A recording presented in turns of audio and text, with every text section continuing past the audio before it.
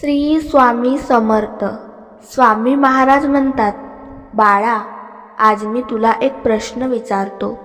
तुझ्या आयुष्यात असा एक माणूस आहे का, ज्याच्यासाठी तू सर्व काही केलंस, पण शेवटी त्यानेच तुझ्याकडे पाठ फिरवली? असेल तर आजचा हा संदेश तुझ्यासाठीच आहे. बाळा, लोक बदलले म्हणून दुःखी होऊ नकोस. प्रत्येकाला तुझी किंमत समजेलच असे नाही. काही लोक तुझा उपयोग संपला की निघून जातात, पण लक्षात ठेव, तुझी किंमत लोकांच्या वागण्यावर ठरत नाही. तुझी किंमत तुझ्या मनाच्या स्वच्छतेवर ठरते. तू अनेक रात्री शांतपणे रडलास, कोणाला सांगितले नाहीस, चेहऱ्यावर हसू ठेवलेस, पण मनात हजार प्रश्न होते. मी इतकं चांगलं वागलो तरी माझ्याच वाट्याला दुःख का? हा प्रश्न तुला सतावत राहिला. आज त्याचं उत्तर ऐक. जीवनात काही दारे बंद होतात, कारण त्यामागे तुझं नुकसान लपलेलं असतं.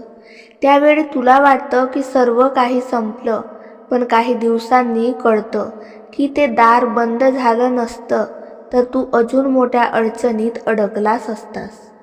म्हणून प्रत्येक नकाराला शाप समजू नको. काही नकार हेच तुझं रक्षण आहे.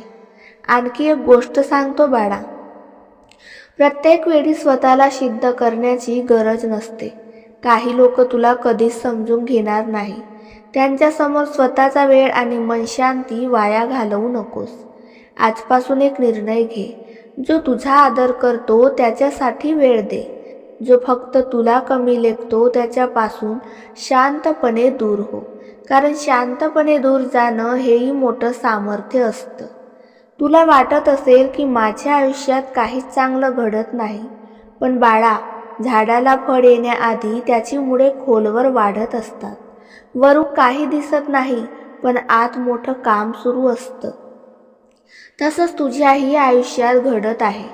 तुझा संयम, तुझी मेहनत आणि तुझा चांगुलपण वाया जात नाही. योग्य वेळ आली की त्याचं फळ तुला मिळणारच आहे.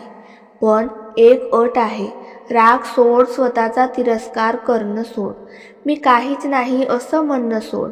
कारण जो स्वतःवर विश्वास ठेवत नाही त्याला कोणताही मार्ग पुढे नेत नाही.